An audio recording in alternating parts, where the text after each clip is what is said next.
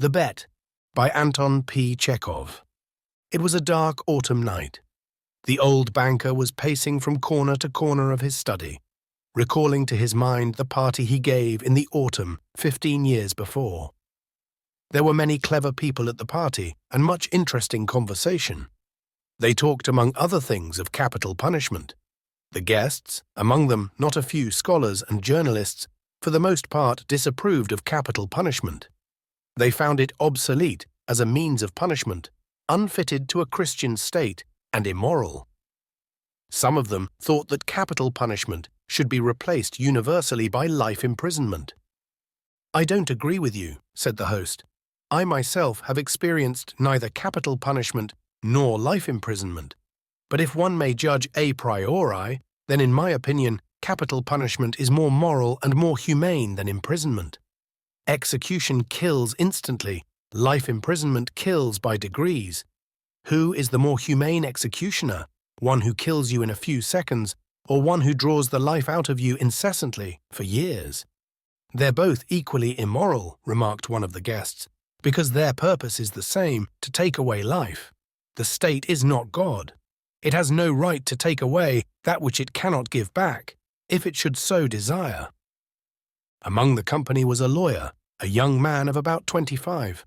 On being asked his opinion, he said, "Capital punishment and life imprisonment are equally immoral, but if I were offered the choice between them, I would certainly choose the second. It's better to live somehow than not to live at all." There ensued a lively discussion. The banker, who was then younger and more nervous, suddenly lost his temper, banged his fist on the table, and turning to the young lawyer, cried out, "It's a lie. I bet you 2 million you wouldn't stick in a cell even for 5 years. "If you mean it seriously," replied the lawyer, "then I bet I'll stay not 5 but 15. "15? Done!" cried the banker. "Gentlemen, I stake 2 million. "Agreed. You stake 2 million, I my freedom," said the lawyer. So this wild, ridiculous bet came to pass. The banker, who at that time had too many millions to count, spoiled and capricious, was beside himself with rapture. During supper, he said to the lawyer jokingly, "Come to your senses, young roan, before it's too late. 2 million is nothing to me, but you stand to lose 3 or 4 of the best years of your life. I say 3 or 4, because you'll never stick it out any longer. Don't forget either, you unhappy man, that voluntary is much heavier than enforced imprisonment. The idea that you have the right to free yourself at any moment will poison the whole of your life in the cell. I pity you." And now the banker, pacing from corner to corner, recalled all this and asked himself, "Why did I make this bet? What's the good? The lawyer loses 15 years of his life, and I throw away 2 million. Will it convince people that capital punishment is worse or better than imprisonment for life? No, no, all stuff and rubbish. On my part, it was the caprice of a well-fed man. On the lawyer's pure greed of gold." He recollected further what happened after the evening party. It was decided that the lawyer must undergo his imprisonment under the strictest observation in a garden wing of the banker's house. It was agreed that during the period he would be deprived of the right to cross the threshold, to see living people, to hear human voices, and to receive letters and newspapers. He was permitted to have a musical instrument, to read books, to write letters, to drink wine and smoke tobacco. By the agreement, he could communicate, but only in silence, with the outside world through a little window specially constructed for this purpose. Everything necessary, books, music, wine, he could receive in any quantity by sending a note through the window. The agreement provided for all the minutest details, which made the confinement strictly solitary, and it obliged the lawyer to remain exactly 15 years, from 12 o'clock of November 14th, 1870 to 12 o'clock of November 14th, 1885, the least attempt on his part to violate the conditions, to escape if only for 2 minutes before the time freed the banker from the obligation to pay him the 2 million. During the first year of imprisonment, the lawyer, as far as it was possible to judge from his short notes, suffered terribly from loneliness and boredom. From his wing day and night came the sound of the piano. He rejected wine and tobacco. Wine, he wrote, excites desires, and desires are the chief foes of a prisoner. Besides, nothing is more boring than to drink good wine alone, and tobacco spoils the air in his room. During the first year, the lawyer was sent books of a light character, novels with a complicated love interest, stories of crime and fantasy, comedies, and so on. In the second year, the piano was heard no longer, and the lawyer asked only for classics. In the fifth year, music was heard again, and the prisoner asked for wine. Those who watched him said that during the whole of that year he was only eating, drinking, and lying on his bed. He yawned often and talked angrily to himself. Books he did not read. Sometimes at nights he would sit down to write. He would write for a long time and tear it all up in the morning. More than once he was heard to weep. In the second half of the sixth year, the prisoner began zealously to study languages, philosophy, and history. He fell on these subjects so hungrily that the banker hardly had time to get books enough for him. In the space of 4 years, about 600 volumes were bought at his request. It was while that passion lasted that the banker received the following letter from the prisoner. "My dear jailer, I am writing these lines in 6 languages. Show them to experts. Let them read them. If they do not find one single mistake, I beg you to give orders to have a gun fired off in the garden. By the noise, I shall know that my efforts have not been in vain. The geniuses of all ages and countries speak in different languages, but in them all burns the same flame. Oh, if you knew my heavenly happiness, now that I can understand them." The prisoner's desire was fulfilled. 2 shots were fired in the garden by the banker's order. Later on, after the 10th year, the lawyer sat immovable before his table and read only the New Testament.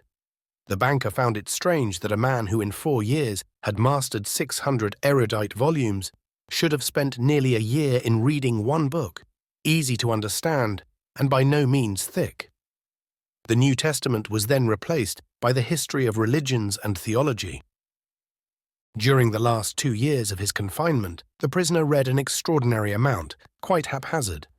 Now he would apply himself to the natural sciences, then he would read Byron or Shakespeare.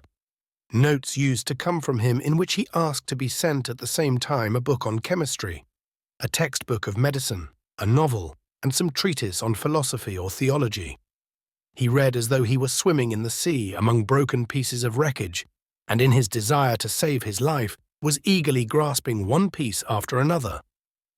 The banker recalled all this and thought, "Tomorrow at 12 o'clock he receives his freedom. Under the agreement, I shall have to pay him 2 million. If I pay, it's all over with me. I am ruined forever." 15 years before, he had too many millions to count. But now he was afraid to ask himself which he had more of, money or debts. Gambling on the stock exchange, risky speculation, and the recklessness of which he could not rid himself even in old age, had gradually brought his business to decay, and the fearless, self-confident, proud man of business had become an ordinary banker, trembling at every rise and fall in the market. "That cursed bet," murmured the old man, clutching his head in despair. "Why didn't the man die? He's only 40 years old. He will take away my last farthing, marry, enjoy life, gamble on the exchange, and I will look on like an envious beggar and hear the same words from him every day. I'm obliged to you for the happiness of my life. Let me help you. No, it's too much. The only escape from bankruptcy and disgrace is that the man should die." The clock had just struck 3. The banker was listening. In the house everyone was asleep, and one could hear only the frozen trees whining outside the windows. Trying to make no sound, he took out of his safe the key of the door, which had not been opened for 15 years, put on his overcoat, and went out of the house. The garden was dark and cold. It was raining. A damp, penetrating wind howled in the garden and gave the trees no rest. Though he strained his eyes, the banker could see neither the ground, nor the white statues, nor the garden wing, nor the trees. Approaching the garden wing, he called the watchman twice. There was no answer. Evidently the watchman had taken shelter from the bad weather and was now asleep somewhere in the kitchen or the greenhouse. "If I have the courage to fulfill my intention," thought the old man, "the suspicion will fall on the watchman first of all." In the darkness, he groped for the steps and the door and entered the hall of the garden wing, then poked his way into a narrow passage and struck a match. Not a soul was there. Someone's bed, with no bedclothes on it, stood there, and an iron stove loomed dark in the corner. The seals on the door that led into the prisoner's room were unbroken. When the match went out, the old man, trembling from agitation, peeped into the little window. In the prisoner's room, a candle was burning dimly. The prisoner himself sat by the table, only his back. The hair on his head and his hands were visible. Open books were strewn about on the table, the two chairs, and on the carpet near the table. 5 minutes passed, and the prisoner never once stirred. 15 years' confinement had taught him to sit motionless. The banker tapped on the window with his finger, but the prisoner made no movement in reply. Then the banker cautiously tore the seals from the door and put the key into the lock. The rusty lock gave a hoarse groan, and the door creaked. The banker expected instantly to hear a cry of surprise and the sound of steps. 3 minutes passed, and it was as quiet inside as it had been before. He made up his mind to enter. Before the table sat a man, unlike an ordinary human being. It was a skeleton, with tight-drawn skin, with long curly hair like a woman's, and a shaggy beard. The colour of his face was yellow, of an earthy shade. The cheeks were sunken, the back long and narrow, and the hand upon which he leaned his hairy head was so lean and skinny that it was painful to look upon. His hair was already silvering with grey, and no one who glanced at the senile emaciation of the face would have believed that he was only 40 years old. On the table, before his bended head, lay a sheet of paper on which something was written in a tiny hand. "Poor devil," thought the banker, "he's asleep and probably seeing millions in his dreams. I have only to take and throw this half-dead thing on the bed, smother him a moment with the pillow, and the most careful examination will find no trace of unnatural death. But first, let us read what he has written here." The banker took the sheet from the table and read, "Tomorrow at 12 o'clock midnight, I shall obtain my freedom and the right to mix with people. But before I leave this room and see the sun, I think it necessary to say a few words to you. On my own clear conscience, and before God who sees me, I declare to you that I despise freedom, life, health, and all that your books call the blessings of the world. For 15 years, I have diligently studied earthly life. True, I saw neither the earth nor the people, but in your books I drank fragrant wine, sang songs, hunted deer and wild boar in the forests, loved women.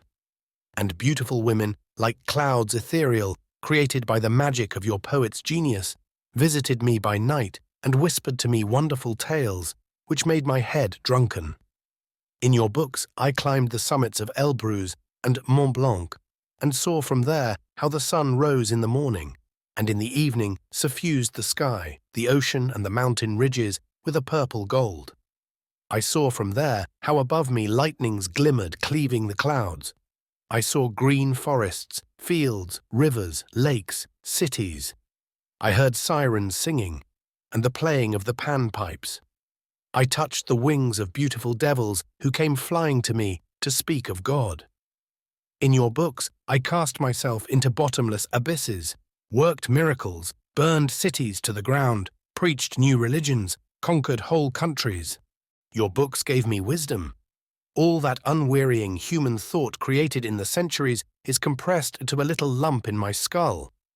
I know that I am cleverer than you all, and I despise your books, despise all worldly blessings and wisdom. Everything is void, frail, visionary, and delusive as a mirage. Though you be proud and wise and beautiful, yet death will wipe you from the face of the earth like the mice underground. And your posterity, your history, and the immortality of your men of genius will be as frozen slag, burnt down together with the terrestrial globe. You are mad and gone the wrong way. You take falsehood for truth and ugliness for beauty. You would marvel if suddenly apple and orange trees should bear frogs and lizards instead of fruit, and if roses should begin to breathe the odor of a sweating horse. So do I marvel at you, who have bartered heaven for earth. I do not want to understand you. That I may show you indeed my contempt for that by which you live, I waive the 2,000,000 of which I once dreamed as of paradise, and which I now despise, that I may deprive myself of my right to them. I shall come out from here 5 minutes before the stipulated term, and thus shall violate the agreement." When he had read, the banker put the sheet on the table, kissed the head of the strange man, and began to weep. He went out of the wing. Never at any other time, not even after his terrible losses on the exchange, had he felt such contempt for himself as now. Coming home, he lay down on his bed, but agitation and tears kept him a long time from sleeping. The next morning, the poor watchman came running to him and told him that they had seen the man who lived in the wing climb through the window into the garden. He had gone to the gate and disappeared. The banker instantly went with his servants to the wing and established the escape of his prisoner. To avoid unnecessary rumors, he took the paper with the renunciation from the table and, on his return, locked it in his safe.